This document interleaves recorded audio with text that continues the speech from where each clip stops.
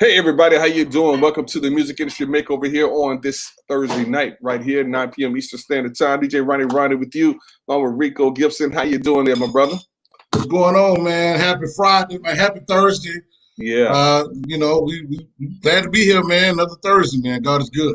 Yes, we are. Awesome. Yes, definitely. Yes. Yes. Simone. Yeah, she had to do something. So tonight, so we'll see what the deal is. So if she's able to get on, but not, we're gonna keep it moving. We got a great show tonight lined up for you. We're gonna be talking about streaming, bro. Streaming and some other. It's a conversation, man, that folks got to stay abreast of on, man. And Yeah. right now, we with COVID, man, happening, you need to understand it, and you need to understand how to leverage streaming. So it's a good thing. So it's going to be a good conversation, man. So spread this word, all right? Spread it out there. First, want to give a shout out to our sponsors, all right? Hey, Spectrum, go ahead and contact Patricia. Go ahead and get that bundle right there, okay? $99.97. Go ahead on and give her a call at that number, Patricia, all right? Also, GoodfellasStudios.com. If you're an artist in the Triad area or around, make sure you go and contact them, okay? GoodfellasStudios.com, as well as go ahead and stream The Rain, All Facts. Yes, he's putting it down. Go and check him out.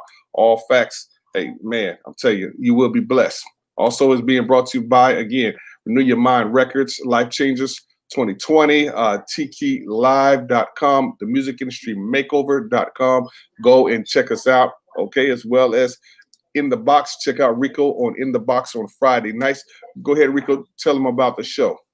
So In the Box is a show about creators for creators. It's teaching you how to. We interview different artists throughout the music platforms, whether they're music producers, singers, engineers, everybody that have a position they play in the music industry, whether mainstream or independent, to kind of give you, life experiences and best practices and how-tos.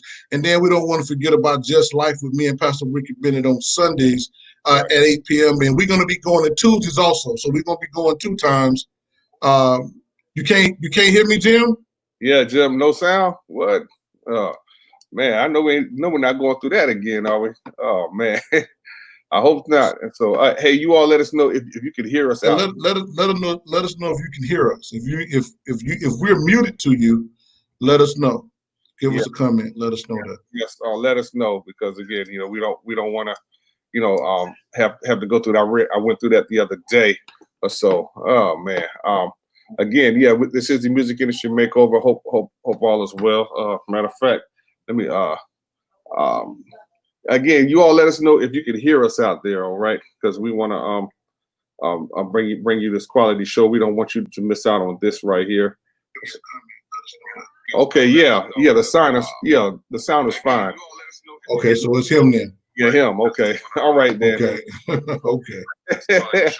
All right. Hey, so again, you all tune in, spread the word out there, let folks know what is going on. Okay, hey, you don't want to miss out on this. I believe that's all I have. Again, you see our sponsors on there. Make sure you go and contact them and go visit us. Yeah, Jim, I think that's on your end, Jim. It's on your end, Jim. We're fine. I think it's your system. Yeah, it's your system, Jim. So it's you. Yeah, man. Yeah. So all right. Well, hey, look. Well, without further ado, sorry. Yeah. Let me. Okay. Yeah. All right then. Cool. All right. Hey, we want to bring on this young man. I call him super producer here, that's doing some great things. This is my brother here, Danny Smith, but he's known as D-Ray, the producer of Soul Resurrection Music. So let's go ahead on and bring him on here, Music Industry Makeover or so, because he's man. Hey, this is awesome, brother. What's up, D-Ray? How you doing, my brother? Hey, what's going on? What's going on, everybody? All right, you, man. Yeah, what's up, man? Glad to have you on. I'm finally on. Yes, one of my loyal days. He's finally on. Finally on. Man, we had gray hair and all and everything. Oh man, yeah. I had to trying to get the high top fade, man. Oh man, hey man. That's that experience, man. Like if I let my beard grow out, man, I'll be like snowman. No, look, I was telling Ron, the reason for my experience, they running out there on the other side of that door. Man, oh man. Well, hey, DeRay has been in the music industry for a while. He's putting out some great music, and his website here is man, a divine favor project.bandoozle.com. We're going to be talking with him concerning streaming. All right, and this is someone who has basically been streaming since what, 2014, right? 13. Or 2013, yeah. All right. So, real quick, go ahead and tell us a little bit about yourself, briefly, and things, and then we're going to get into the streaming here. Okay. Originally, I'm from High Point, North Carolina. Right now, I'm residing in Salisbury, North Carolina, which is maybe about 30 miles outside of Charlotte. I've been in the music industry since I was 17. I started off as a music major at Winston-Salem State, and yeah, yeah, I didn't graduate there, but I definitely went there. And started off from there, and it was just a slow progression as to learning the business and learning the ins and outs. And I came to really love producing music and learning how to produce music. And so everything from the time that I stepped into a studio the first time when I was 17 up until now, I feel like I'm still a work in progress, and learning something new every day. And so whether it was learning, how to play chords or how to mic something, how to get audio signal through a board, or whether it was learning how to record at home and do vocals and make music. I really have a love of doing that, and reflecting the kind of music that I grew up on. All right, awesome, definitely. And so since you've been in the music since you were 17, and a lot has changed when it comes to distributing music. Now the big trend now is streaming. Okay, streaming. And again, if you all have any questions or comments, you want to jump in on this conversation, we are here for you. Go ahead on and post them up there so that we can address you, and even Danny address you. Okay, you've been streaming since 2013. What songs do you what's your popular song that you have on there right now? There's two songs that we have that we still see residuals on from 2013. One is called Seasons Change. It's by Meek. And the other one is a neo soul song by a guy named Rio. And the name of the song is If You Could Love Me Like You Do Music. And the story about the second song is a little bit more compelling as it pertains to streaming. That story begins at an infamous playwright ball in Charlotte. Yeah. Yeah. It starts at a very infamous playwrights ball where I met the singer, a guy by the name of Mario Smith, who was in this play. And we struck up a friendship, but he lived in Iowa and I lived in North Carolina. So we collaborated back and forth via the internet. I created a track for him. He recorded the vocals and I released it. And lo and behold, it kind of took off, but it didn't take off in a way that I thought it was going to take off. It took off in the Netherlands. The Netherlands, okay. And it started streaming like very quickly and abundantly, but in the Netherlands. Like, wow. We were getting, at one time, 4,000 and 5,000 streams a month. Wow. And so this was at a time where, I was working in a library, basically a research assistant. But I'm sitting here looking at my streaming numbers, and I'm like, oh, wow, we're about to be rich. Look at this. And so it's like, wow. And I'm starting to check the Billboard charts. It's like, oh, man, we got a hit. But it's in the Netherlands. Okay. We get the royalty statement. So, all right. So let's order. Yeah, go ahead. So from 2013 right to right now, 2020. Okay. How much All right, no. How many streams do you have right now? For that one song, Yeah, is just shy of 90,000 streams. 90,000 streams from 2013 to 2020. That's Right. what you have right now. Right. Okay. Now, this is the big thing. How much money have you made for 90,000 streams from 2013 to 2020, this present day? $260. Wait a minute, say it again. Was it 2000 or 20? $260. That is robbery. Yeah. That's a sin. Yeah. And it actually would have been more than that. We decided to use a foreign distributor when we released the song, and we released the song in December of 2014. And so by 2015, when we started getting these streams, we had accumulated with the distributor a certain amount of money that right before the first payout, Brexit happened, which was Explain Brexit. when the United Kingdom decided to leave the European Union and to strike out on their own economically. Well, what that did to the value of the euro was that devalued the euro. And so that meant that that money that we had, we lost money before we even got it. And so we went from, let's say if you had $300 that you had earned, they were only going to, by the time Brexit happened, you were right at maybe 260, 270, somewhere around in there. You were losing money as they was talking about leaving the European Union. Again, this from 2013 to 2020, right. You made $200. Now, let's even talk about something even worse. 90,000 streams. Let's talk about something even worse. That was a neo soul song. Meek, Seasons Change, we released in spring of 2013. Right at this moment, it has been streamed just about 2,000 times, just that one song. Mm-hmm. We've made about $60. Since 2013. Since 2013. 5,000 streams, right?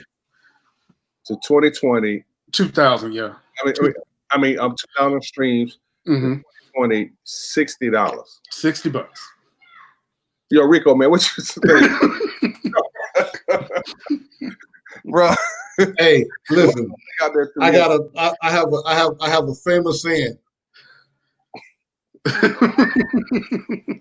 Because we all feel that. I mean, that's right now, that's the negative right now when it comes to streaming. So you really have to be really creative as an artist to try and get your money. You have to, I always talk about this in the last show we was on, and I use the term leverage streaming. Mm-hmm. You want to leverage streaming. You really not going to see no real money till you get 2-3 million streams. Right. And a lot of people are not getting 2-3 million streams unless you just happen to be a mainstream artist, or you really just have a hot song at the time, and but we talking about organic streams. We're not talking about you going to pay some type of streaming farm. Right. And and that's one thing that I refuse to do. I never bought streams. I wanted to see, because at the time, this was before I went to grad school, and this was before I decided to really start learning the business. I really wanted to see where this would go organically. And so, I don't believe in buying those lists and buying those likes. Right. And so, organically is always better. You know what I mean? But, the lay of the land is going to change, because you have a lot of people, man, that are fighting for streaming to change. You are doing, right now, podcasting, although you may get your podcast on Spotify, people are playing it downloaded. We're not getting paid for that, but I think that'll change as time goes on, because relatively digital technology and streaming is very new, and eventually things will change. But the great thing is, there's always a rainbow. Yeah. You want to leverage streaming. So now, when I say leverage streaming, like you have that one song with 90,000 streams. Now imagine if you had 2,000 songs out there doing 90,000 streams. So you turn around and take that $260 and you multiply that, 90,000 times, and that even though it's $260, it becomes a large sum of money. So now as an artist, because we can't change streaming. No. So the thing that you can do as an artist is pair up with artists that's dope, because it don't do you good to do songs with whack artists, right? Because if the artist is whack, nobody gonna stream that mess anyway, right? That's true. So you and that artist, as a producer, you and that artist can come to an understanding, and you guys can build a catalog together and release the song. If the artist want to do merch, but merch is another conversation. We're just talking about streaming, okay? And you go into the next artist. So even personally, my goal before I die, I want to have about 77,000 streams, right? I mean 77,000 works that by songs. So I want to have 77,000 songs that I've already released, right? Because then when you leverage, when you get 260 over here, and you multiply that by 70,000 times, right? That becomes a large sum of money. And the more popular you become, the more people begin to stream. So that's the way that you can kind of, it's a long-term hustle? Yes, because you're not going to get rich off streaming. It's right now, it's not designed to do that, but you just got to use wisdom and how you put the business model together so you don't turn down songs. Do songs with many people as you want to. Just make sure you do the songwriter split sheets correctly, and make sure that song is recorded in your guild properly. And just go to the next song. Keep making songs. Right. Very good. Again, we're talking with D-Ray, the producer. Talking about streaming. If you got any questions or comments or so, feel free to type them in there, post them, because we want y'all to understand that don't put your eggs all in one basket. Think that you're gonna make a lot of money off of streaming. Okay, that's streaming is just one part of your brand that you need to have on there. All right, it's good to have streaming. Yeah, there is some pros to streaming, but as you can see from, or as you can hear from what D-Ray just said, okay, from 2013 to now, all right, he made $60 off of one song. Who had what 2,000 streams and 88,000 streams on another song, and made $200. Right. And I paid for promotion for both of those songs. You paid for promotions? Wow. Yeah. I bought paid ads on Facebook for those songs. Now granted, I set like a very meager budget, but I wanted to see how those ads could go, and if I could target certain places. So really, yeah, we made $200, but if you minus what I paid in the ads, it was a little bit less than that. Now, on the flip side of the streaming story, and I think I saw Carlos making a comment. We had an event. Oh yeah. We had an event back in 2000, I want to say 13, that Carlos Massey, Big Los, was host. It was my wife's Meek. It was her EP release event. And we had a few people that performed, and we had some vendors, and it was at my mother-in-law's church, and we didn't have a whole lot of people that showed up that night. I want to say it maybe 5 or 6 people that actually came to the show. Yeah. We made more money that night than we made in 6 years of streaming. Wow. Both combined. We made more money that night. And so what that taught me was that marketing and promotion is fine, but you still have to have a mindset of, where am I marketing and where am I promoting? Where am I sending these people? And am I sending them to stream, or am I inspiring them to invest money in my career? If I'd have knew then what I know now, I would have been trying to cultivate the super fan to say, hey, I need 1,000 of y'all to spend $100 on me. You know what I mean? I was like, a year. Yeah, really. and try to crack that code on how can I reach 1,000 people that love Seasons Change and love that sound? How can I reach 1,000 people that love the song that I wrote with Mario Smith? How can I reach 1,000 people and inspire them to say, you know what? I could see me spending $100 on y'all. And what am I going to ask them to spend $100 on? Those are a lot of the questions that that now that I know better and you do better, now that'll be what we do in the future. But back then, I was clueless. I wanted to put a perspective on that streaming. So if somebody's listening and you happen to play the replay, as I know there's a lot going on, but you play the replay. If we take that same $260 that Danny was just talking about, and you have 2,000 songs out, that's $520,000. That is a real perspective of streaming. You got to do more than just one song. Mm. You know, if he did 2,000 songs, and those 2,000 songs did, because over time, streams happen over time. Because as you build your super fans and new people see about you, they begin to find your music. You know, your music will pop up, right? Mm-hmm. And then over 2,000 people at $260 is $520,000. So that's why when I say it's leverage streaming, keep doing songs. You know, now when it comes to your super fans, because streaming is, because when you think about music is it's a slice, it's a pie. So we take the business model in music and we can slice it, right? We're gonna slice it in several pies. Streaming is a one slice of the pie, you know, it's a small slice, right? Then you may write a song for someone else. You know, if you happen to write a song, you know, you may get money from that, right? If you do merchandising, you're gonna get money from that as well, right? Even now, as an independent artist, you got to try to, instead of, because even things are changing.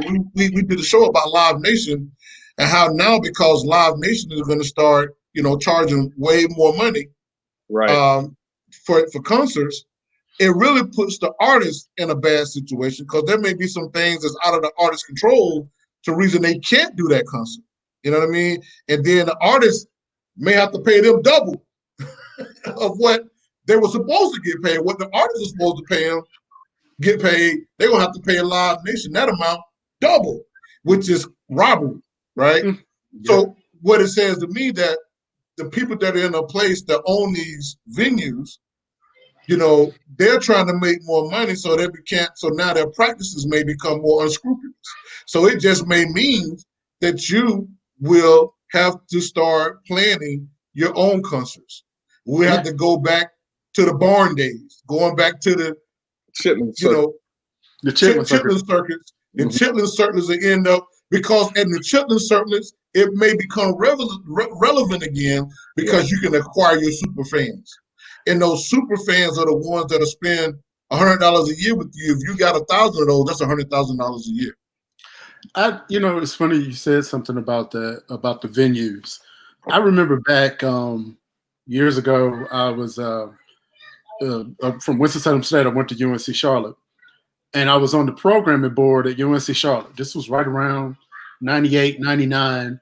We were gone for Christmas holiday. And this was right around the time that Prince had released the 3-disc set Emancipation.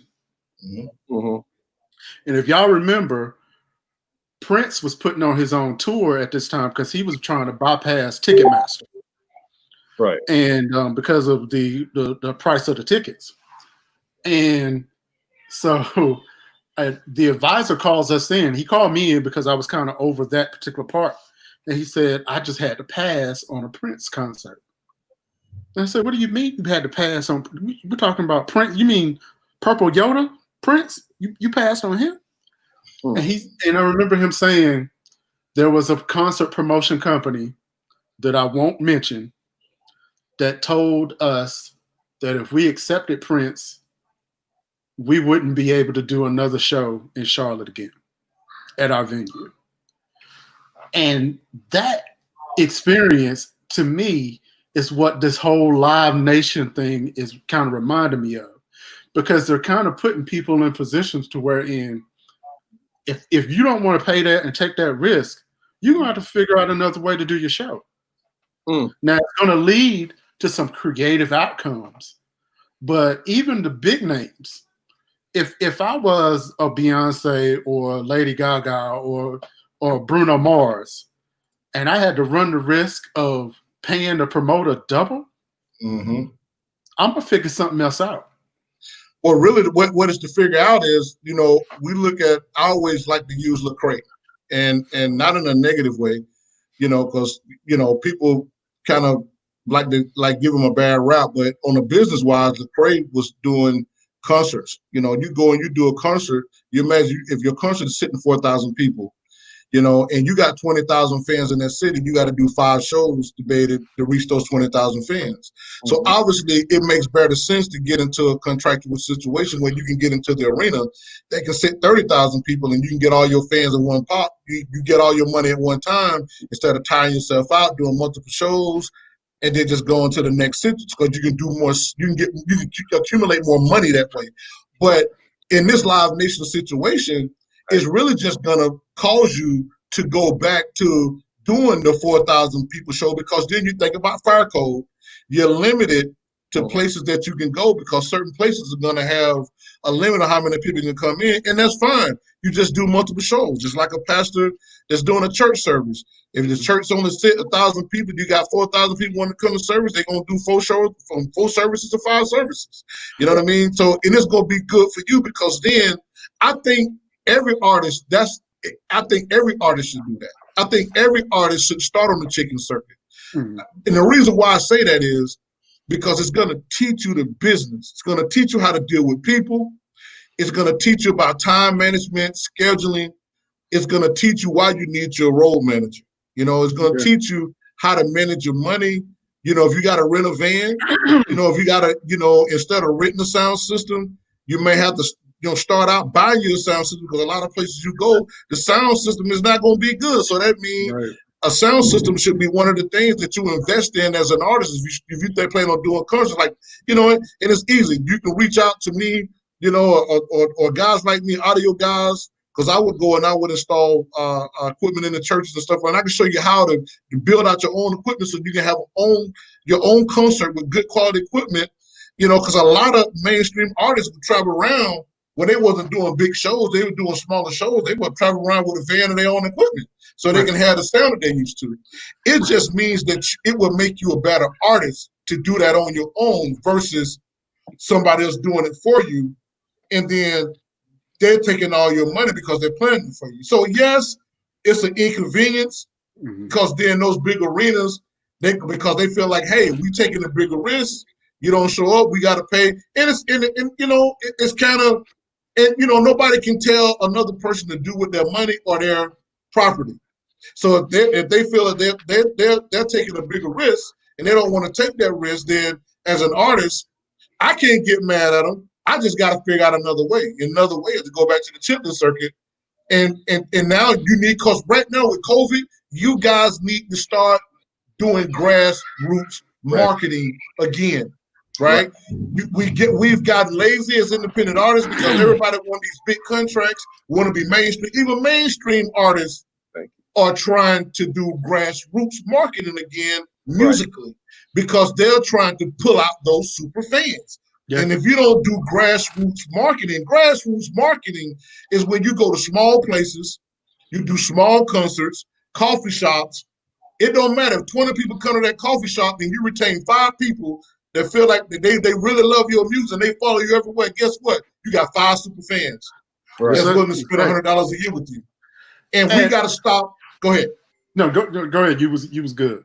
That was good. So we gotta stop looking at the big number, because the big numbers of people will cause you to get distracted, and you don't want to do the little things, or you feel, what's going on, Leo? You'll feel as though doing the little thing is like insulting to you, when the little thing is very important, because it's gonna teach you how to make your money all over again, and you'll be able to make more money, and you'll be able to have more control over your money.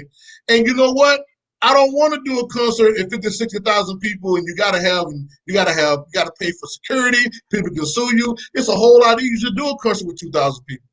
So do concerts with 2,000 people, and just keep do. Guess what? If you're doing your music full time, you can do 10 shows a week. Yeah, that's and right. Get your and 2,000 a show. That's still amicable. That's still good money. Yeah. Again, this is the Music Industry Makeover every Thursday night. We come on at 9 p.m. Well, thank you so much for joining us. Our guest is D-Ray, the producer. All right, you can find him at the Divine Favor Project.bandzoogle.com. Check it out. All right, man. I posted. I wanted to post this to let y'all know, because we're talking about streaming. This was one of his songs, his actual songs. It had 88,000 streams in the Netherlands. Okay. Over a 6-year period, and he only made $200. Okay. I want to go back to something that Rico said. When you're talking about innovation, I'm reminded, because all of us here, we're all about relatively the same age. So about 30 years ago, the biggest entertainment company in the world was Blockbuster. Yes. It was Blockbuster Video was on every corner. Blockbuster, it was hot. Blockbuster, then they moved into arenas. Then it was Blockbuster Entertainment. Then it was a huge company. Well, you know what? In 1997, this guy had borrowed a movie called Apollo 13, and he brought it back late. And Blockbuster tried to charge him $40, a $40 late fee. And he said to himself, I wonder if I can create a company that didn't have any late fees. How can I figure this out? Just because this late fee stuff is for the birds. I wonder if I could figure this out. That guy created Netflix.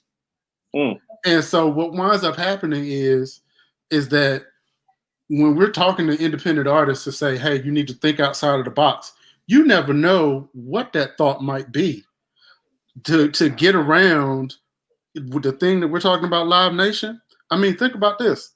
Netflix started in 97. Netflix offered Blockbuster 3 years later, was like, hey, come buy us, let us run this. Blockbuster said, no, y'all not big enough. Y'all only have 500,000 subscribers. 5-6 years later, Blockbuster's gone. Out of here. Blockbuster is gone. There is no Blockbuster anymore. A relic. A relic. They're not even around anymore. And so the thing with Live Nation, yeah, I can see the writing on the wall. It's just like, if you are an independent artist and you do a coffee house. I had a professor tell me one time that the money that artists made in the 80s is probably over. The millions and millions of dollars that, the Michael Jacksons, the Bruce Springsteens, the Madonnas, that could be relatively over. But you can make a really good living as a touring artist, and just like what Rico said, doing these shows and doing multiple shows. And if you have the right amount of marketing and promotion, you can make a really, really good living. Now let me go back. Because I want to correct you on something. It ain't over, because there are people that still own those arenas, and there are artists that still may plug into that system, and there will always be rich artists, because the powers that be will always make that money, and they'll make it happen. Now, if you're an independent artist, it'll be a whole lot harder to make money, because those big arenas are controlled anyway. You can't even get into those arenas unless, and that was the deal that we saw with Meg Thee Stallion. She did the deal with 1501. Even though Carl had money, Carl didn't have the plug to get on the big arena. So that's why she had to go do the deal with 300 with Lyle Cohen, because Lyle, is the plug. Right? That's the record exec. He got all the platforms. They got access to all the platforms. So that's how she ended up getting in 2 deals. I just don't think it'll be advantageous. And we've all been saying this for a while. It just won't be advantageous for an independent artist to do a mainstream deal, because they're going to rob you so many different ways, to where you kind of have to say, well, because some artists get into that system and they would rather be famous than to be rich. Right. Exactly. That system makes you famous, but it don't really make the artist rich unless you just kind of get selected and you get put into that favorite pool, right? Mhm. But as an independent artist, you can be wealthy with your music and never be famous. And when I saw that happen, I remember, I'll never forget this. It was a guy that died in Miami. I can't remember this guy's name, but somebody watching it probably remember. This guy died in Miami, and he got buried in his Lambo. Oh I'm yeah. like, this dude, who is this dude? He had a Lambo. He had a music company. He had artists. He wasn't selling no dope. He was doing all his music. You know what I'm saying? Independently. You know what I mean? And so you can become wealthy as an independent artist if you focus on independent things, if you focus on grassroots marketing. Right. You know what I mean? And you focus on building your super fans one fan at a time. But that's my 2 cents on that. Right. I had a go ahead, Ron. No, go ahead. Go ahead. Oh, I had an opportunity. I did an internship at a studio one time. I had an opportunity to meet this artist named Annie DeFranco, and I had never really listened to her music, but I noticed that everywhere she went, she had fans that were dialed in. She didn't have a major deal. She's been independent like maybe since the 90s, and I was like, wow, that's kind of awesome if you think about it. Everywhere she goes, it's going to be at least 1,000 people that show up, and of those 1,000 people, there's going to be about 200 or 300 of them that's going to spend about $200 or $300 on merch just alone. Mhm. That's the kind of career that I would love to have.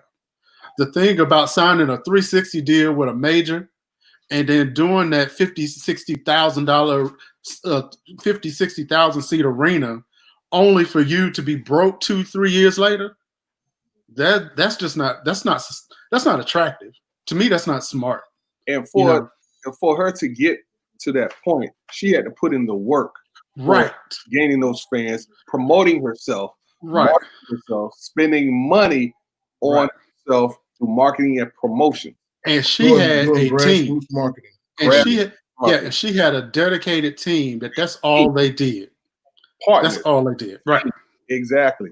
Yeah, she didn't get there by herself. Yeah, she right. got there with the help of the Lord, with the Mhm. team she had around her, all Mhm. right, with them investing in her and she investing in herself, monies. Okay. Again, pray about it all you want to and continue to pray, but you got to also put in the work because Like, And she, yeah, so we're giving you the game right now. Like, if you're just not listening to Music Industry Makeover, we're giving you. When I'm telling you, we're giving you some simple game right now that you can use. Just don't dismiss. Right now, start with those small people. Start with 5 people, 6 people, 7 people. It builds up over time. all right, let's answer this question here. End Time says, why is everything in the world so economical? I understand the combo, but how do we change the music to let talent do just what they are in the gifts they have? I'll answer that. Yeah. You just have to do it. There's a saying that says you can never achieve success by ensuring against failure. You have to do it. And yeah, it's economical because it costs money to do music. Music is not free. I don't care if you're producing, composing, writing, you're a rapper, you're a singer, you're a guitar player. It's not free. The training is not free. You look behind Rico right there. Those monitors that are behind him, they cost money. The power that's powering those things, it costs money. Exactly. And so, to me, in my view, that's how an artist, even a true artist, you have to come bare minimum to say, what can I do to be sustainable? Bare minimum, this is a business. Now, if you don't want the business, grab a guitar, go out to the corner, play your music, and more power to you. Yeah, more power. But if you're talking about actually spending money to release music, then do it right. So Get it done. Do it right. So I want to answer the second part when he says, but how do we change the music to let talent do just what they are? Well, when it comes to doing music, Dan is a producer, I'm a producer, so we're creatives, right? Right. When it comes to doing music, You just got to do the music and stop trying to be like. Because you hear, when you go to YouTube and you hear cats that put that music up and they say these are tight beats, these are tight beats, meaning because you're doing a beat that's a type of beat like this artist. It sounds like this artist. It sounds like that artist.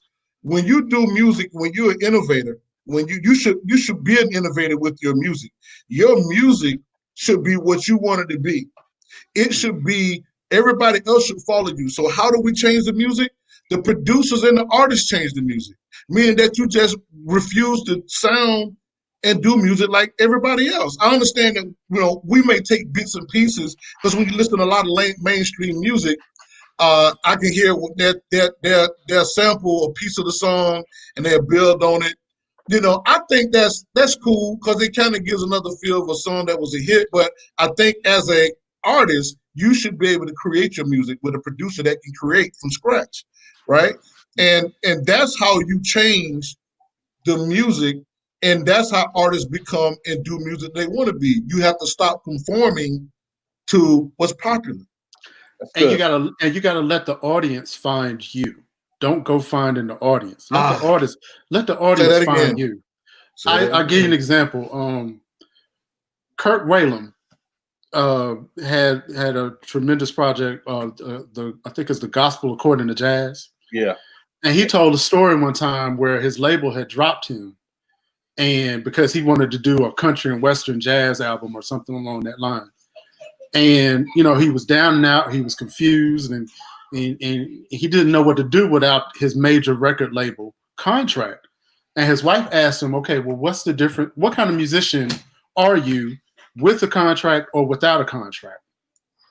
And he immediately got the idea to do this CD that became one of the biggest selling gospel CDs ever, and he did it independently. Yep. And so the moral of that story is, and on top of that, he told a story where the album that he produced that got him dropped from the label, he was doing a tour in South Africa, and the people were singing this song that the label dropped him over. And he was like, wow, they know me over here by this song that I got dropped on. And here they are, they're singing the song. So the bottom line is, do marketing and promotion. I'm not saying to not do marketing and promotion, but your audience has to find you. Your audience, you don't want your audience looking for a carbon copy of somebody that's already out there, because they're not gonna want the carbon copy. They're gonna want you. That's well said. Yeah, well said. Again, y'all got any comments? I got to comment, man. Whenever I hear somebody, man, trying to sound like Buster, I'd rather hear Buster, because he's the best at being Buster. Right. Okay. What if your music is based on ordered steps from the Father? Do you continue into the business? Yes. I say yes. And the reason I say yes is because the music that you're saying is that you're considering your ordered steps from the Father. Your music might be reaching somebody that another artist, their music might be overlooking. Just like people talk about preaching, people want to preach to the hills, but what about the people in the valley? I say do that music, do it to the best of your ability. Make sure that you're working with a producer and working with an engineer that can get you sonically. Now, there's a difference between doing music that is ordered, and there's a difference between that and then it's not sounding professional. I don't care what you're doing. I don't care what kind of music, and I don't care who told you to make it. If it doesn't sound professional, it's not going to come off like you want it to. And so, yeah. And the caveat I was going to add to that is,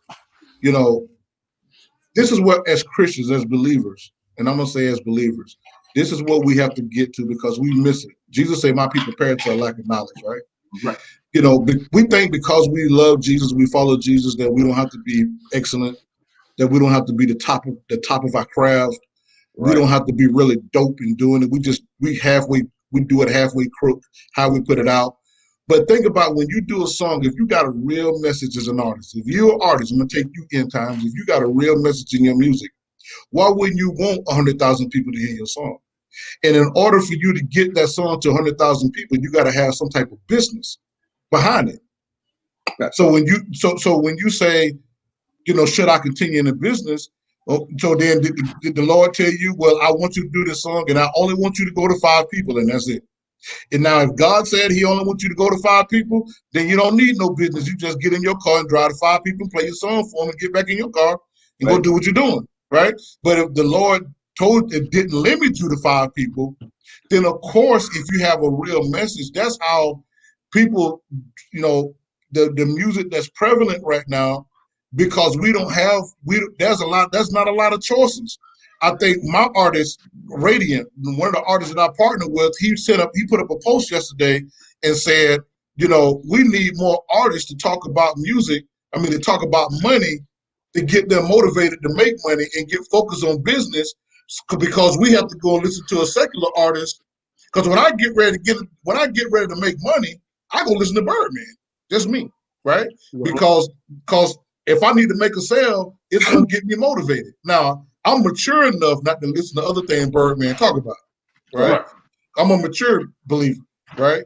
But we should have music to help the believer get geared up and get focused and encouraged to do something. And I'm sorry, go ahead, Ron. Basically, artists, a lot of artists are afraid of the word business because they want to spiritualize everything, thinking that if we get into business, or if money's involved, then it's evil. And that's not it. It's the love of money. Go ahead. Say it, Danny. Go ahead. I was just going to say, God is a God of order. Correct.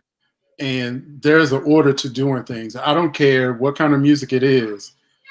Every time I turn my computer on, that costs me money. Right. Every time I plug up a guitar amp, that's costing me money.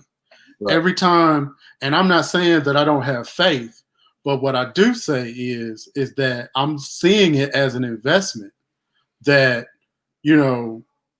I got to figure out how to best get this out to people. And, I just don't want to be doing it just to be doing it. So I want to add, take what Danny just said, and I want to take what the End Times just said, and I want to pose this question to you, End Times. You say, what about your faith in him? When you go pay your light bill, now if you don't pay a light bill, if your lights are free, then you're not going to catch this. But when you go pay your light bill, do you say, what about my faith in him? Or do you pull your money out and pay the light bill? When you go and get your gas in your car and you see that gas is really higher than it is on this side of town, but your hand is on E, do you say, what about my faith in him? Or do you handle business and you pull that money out to pay for that gas? When it's time for your car insurance is due and you're getting robbed by the insurance company, do you say, what about my faith in him? Or do you say, man, I got to go make this insurance payment or I'm not going to be able to have no car insurance? So as believers, we tend to over-spiritualize day-to-day common sense things. And doing business is common sense. The Bible says money answers all things. So in the world that we live in, it's going to take you some form of business to complete your day unless somebody else is taking care of you. And guess what? Then they're doing business to even take care of you because we live on this system, right? So you're either going to do your business or you're going to help somebody else do theirs because you got to go to work every day. And then you want to go eat, when you want to go buy food, groceries, and you tell them it's my, what about my faith in him when you go to Walmart or so? I mean, I'm just saying. When you go buy groceries, I keep it 100, man. That's what I do because I'm the little black sheep of the group. When you go buy your groceries, do you speak in tongues? When you get to the register, do you speak in tongues? When you get to the register, do you pull out a Bible scripture when you got that buggy full of food? Or do you pull out that case or a credit card or EBT, some form of currency to swipe to get that food out of there? You don't speak in no tongues. Or you might say, baby, let me pray for you. But you may pray for the cashier. But that's not going to be the currency it's going to take for you to get that food out of the grocery store. Come on. It's being real. We got to stop that. That's true. And I want to see I want to see independent artists, particularly Christian gospel artists. I want to see them perform well and sound well. I don't want to turn on the radio because I think that's what I mean. Think about the non-believer. If we're trying to get people to Christ and we say, "Hey, listen to this," and it don't sound as good, and I'm not talking about the message. I'm not talking about the message. I'm just talking about just sonically. If you got a word from God, don't you think you should ensure that people can hear every word that God gave you? And if you don't, and if you are an artist and you can't make your music, don't you think you should get the very best producer that can paint the picture that you have so they can be up to par and above standard? Right. Right. And I always tell people this: if you can't afford, if you don't have the talent to do your own music, right? There's some artists that can make their music, they can produce it, they can mix and master it, they write it. If you're not that person that have all those talents, you got to put your money together to make sure you get it together. And if you don't, it means you're not ready to do music. Stop saying the Lord just want me to do it, because the Lord wants great presentation. Go through scripture, when did Jesus ever not give a good presentation? Even if he said a few words, he left a lasting impression. People always think that Jesus was poor. Even the garments that he had was not poor garments, right? Mm-hmm. So just because we're saved, we're not talking about trying to prostitute the gospel. It's shame on those people that are trying to prostitute the people of God. Shame on those people that's trying to prostitute the word of God to get money from people, and they're not concerned about people. But it's not a sin to make money. It's how you make the money, and it's what you do with the money. That can be a sin. It's not a sin to make it. It's how you do that. God wants you to prosper, but prospering may mean for you, the Lord may put a limit on you and say, you know what, I don't want to make no more than 100,000. Another person will say, look, I need you to make 10 million because I got 100,000 people I need taken care of, and I can trust you with that 10 million that you're not going to be tricking off and doing something else with the money. So I'm going to give you 10 million. But he may not give you 10 million because you're going to get the 9 million and you're going to start tricking off. So that amount differs for every person. And there's a reason why we are saying this. If you are tuning in, there are a lot of artists that have this kind of mentality. Okay. And again, business, there's nothing evil about business. It's how you conduct business. Okay. So, over spiritualizing things is really not going to get you anywhere. And don't think that you're going to get anywhere by using sympathy as well, too, because that's a big turnoff, Can I? Go ahead, bro. I'm sorry. Go ahead, Dan. Yeah, I was just gonna say one of the things that govern my life is the parable of the talents. Amen. I am afraid of being the one to have my talent and to bury it because I'm afraid to try to make something out of it, or I'm afraid that somebody might think that I'm trying to make too much money, or I'm afraid of this and that or that. I want my talent to multiply. And the only way that my talent is going to multiply, you have to learn certain principles just to get it to that point. And I'm not even talking about just the message. It's just order. Or that one talent, when you feel like that one talent is not worth anything and you go bury it because you're mad because God didn't give you 3 or 5. Right. You devalue your own talent, and you feel disgruntled, because I've met artists that can sing, and because they couldn't produce music or write really well, they were upset, but they had a great voice. And people don't understand the work that it takes for even the people that you think is great. I remember listening to an interview with one of Whitney Houston's producers, and they said that, it was a lot of work turning a church singer into a recording artist. A lot of work. And people don't understand that. And with that lot of work, that means that's a lot of money. That's an investment. That's why you all work with record companies, because they have the funds to invest in you. But again, you have to show yourself worthy. Why am I worth investing in? So, Right. yeah. Right. Again, it's the music industry makeover. We want to thank you all so much for tuning in. If you got any questions, you got a few minutes or so, feel free. Because again, we want to help you as an artist out there go to the next level. And this is more of a teaching moment and things for you. Okay. All right. I just finished my second album. All right. Well, to God be the glory. So go and promote it. All right. Promote the album because nobody here knows about it. And I would recommend End Times, get you a team, brother. Get you a team. Not only get you a team of believers that believe in God just like you do, but they have the interest to get your message out to the people. They understand business. And they understand that this is not about to make you rich. This ain't about making you. Now, it could very well be that you have a multi-platinum album sitting out there. But what this is to ensure that you can continue to make that message, to continue to make that music, and to be sustainable. 80,000 streams over 6 years, $200. You can't even pay rent with that. Now, Danny, what if?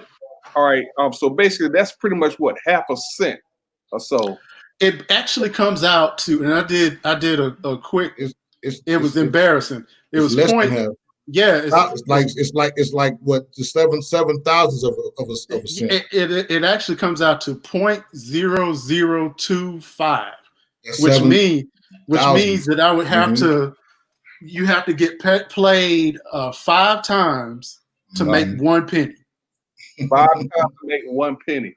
Okay, yeah, guys, if you just tune in, this is what Danny made off of one song in 6 years. All right, $200. And what, this was from Spotify or Apple or just a streaming? All of them. All of them. Wow, all of them combined. Okay. Wow, all of them. I like what Leo said. Leo said we're not in the gospel to get rich, but to get the message. However, you want to practice good business, because to have good business is going to push your message farther. You ain't got to get rich, because that term rich is subjective. You know what I mean? The same way that you go and you work a job making 40,000, if you ain't got no debt and all your bills are paid off, your mortgage is rented free and clear, $40,000 is more than enough to get there, because you have literally no other bills. And that 40,000 is just like 120,000 to somebody else.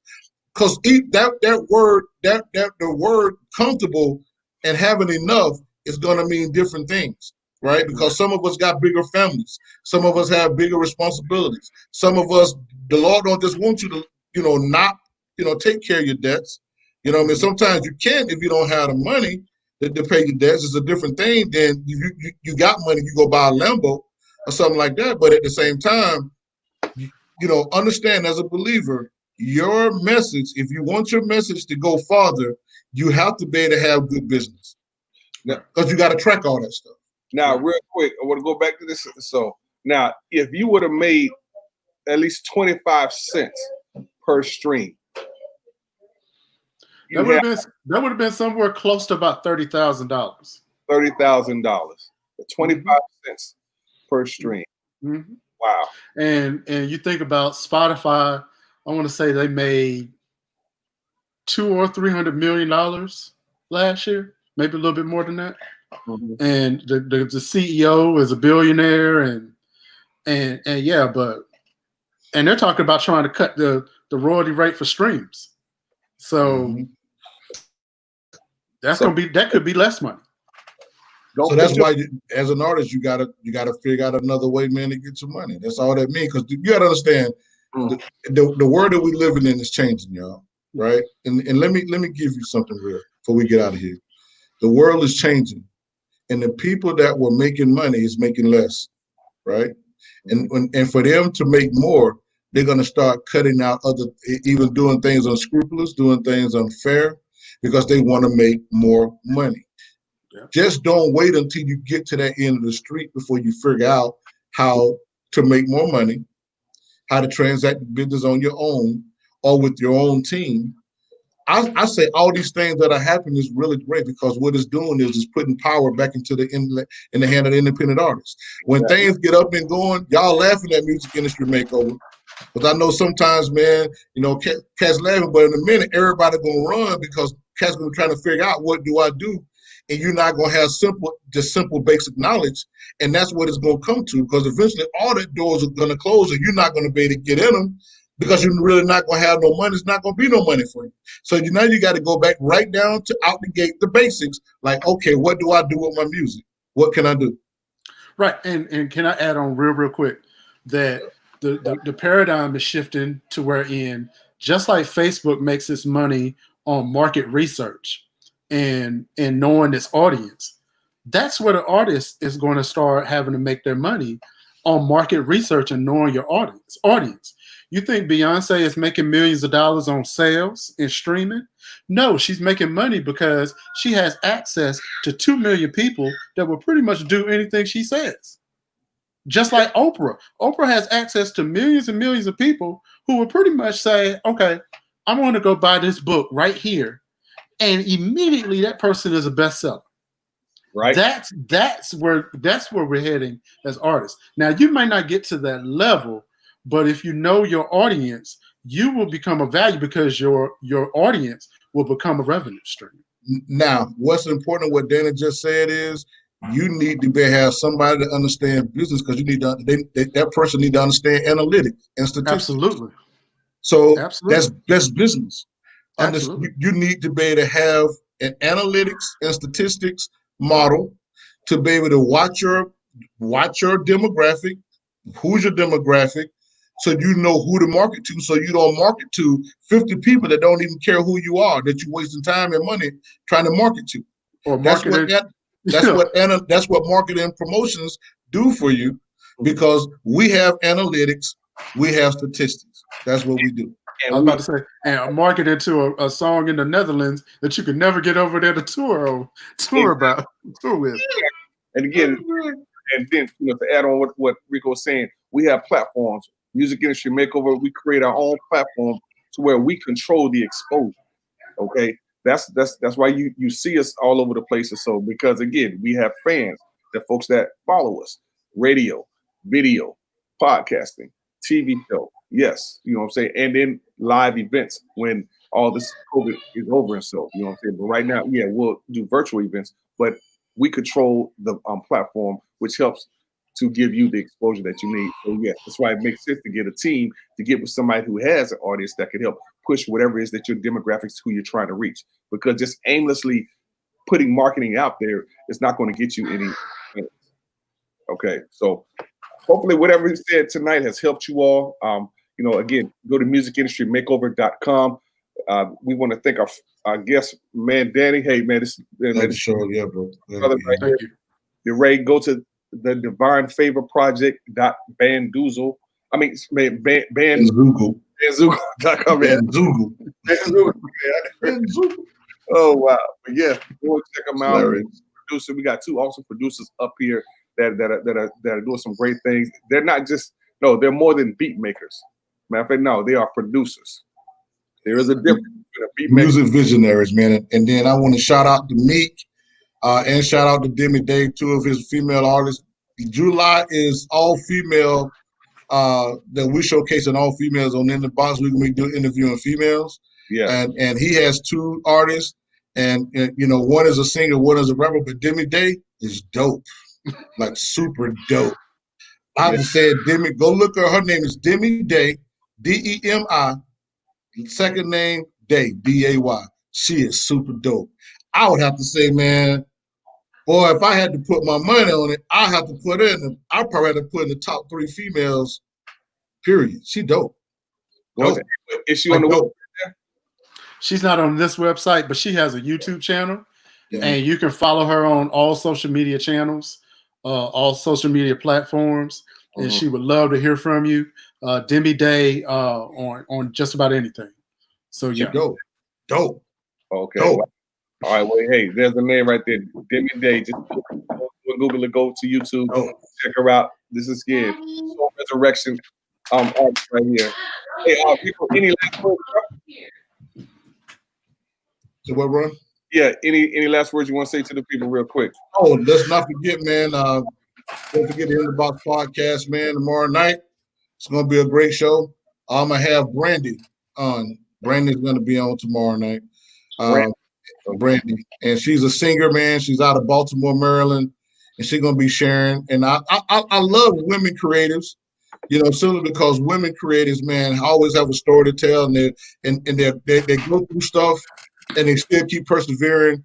And we got to support our women artists, man. You know, because I believe it or not, and I was saying this to Danny, not to Danny. I think I can't remember who I was saying this to. Men, we don't buy no albums. Women buy albums. Women buy the music. If how many men not gonna buy a lot of merchandise from you? I'm gonna tell you that. Women gonna be the ones spending the money getting your merch. If a guy buys something, if the hat look kind of dope or something, then we might get it. But we got this testosterone in us. We don't be trying to support no other man like that, right? Now we may buy something from a woman, but women are the ones that spend the money when it comes to this music thing. Buying records of super fans, they women. How you think Chris Brown stayed in the game so long? Most of his fans are women. Still make money. So we got to start supporting, man, our women artists, man. And we're gonna do that. We're gonna do that We're gonna do that, man. Exactly, definitely. All right. Well, God bless you. Remember, you matter in the kingdom of God. You don't compare yourself or your ministry to anyone else out there. Just do what God's called you to do, and you'll be just fine. All right. Hey, don't forget in the box next. Friday night tomorrow. We'll see you. Hey, God bless you. Peace. Yeah.